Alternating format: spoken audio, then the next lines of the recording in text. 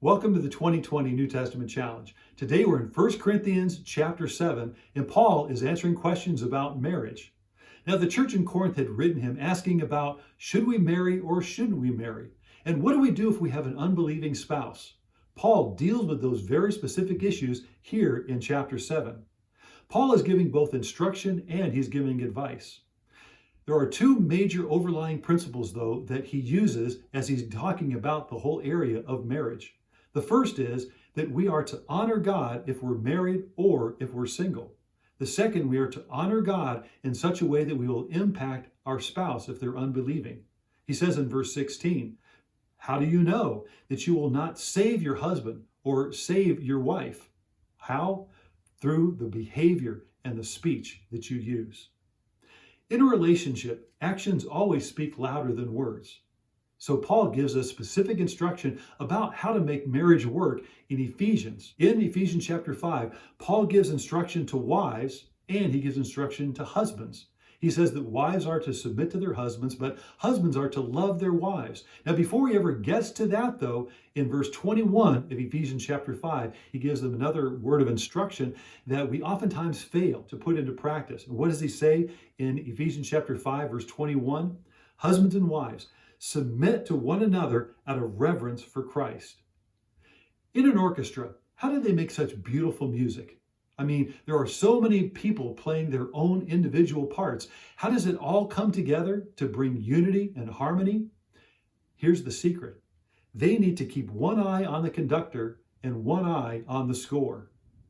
Marriage is like the church. In Ephesians chapter 5, this is the image that Paul gives, but this is some instructions that he gives to husbands first. He says, husbands, love your wife as you love yourself. After all, no one ever hated his own body, but he feeds it and takes care of it, just as Christ does the church. For we are all members of one body. For this reason, a man will leave his father and mother, be united to his wife, and the two will become one flesh. This is a profound mystery, but I'm talking about Christ and the church. Again, Paul is saying that marriage is just like the church. They are mirrors of each other, and how they respond to one another is what we need to understand. And within this, there are profound mysteries. There are secrets. So Paul is saying that there are secrets to marriage. In 1 Corinthians chapter 7, verse 28, Paul said that those who marry will face many troubles in this life. So we're putting 1 Corinthians 7 and Ephesians chapter 5 together. What do we learn? That we will have opportunities in marriage to put the secrets into practice. The problems that we face in marriage are opportunities for us to put God's word into our lives. The problems in marriage without the secrets have the ability, though, to destroy the relationship. But the problems plus the secrets equal a power to have a dynamic and lasting relationship. So the secrets to marriage, what are one of those secrets? In Ephesians 5:21, keep one eye on the conductor and one eye on the score. Keep one eye on the Lord and keep one eye in your word.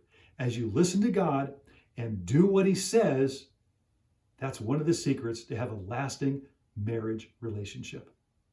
Thank you for joining the 2020 New Testament Challenge.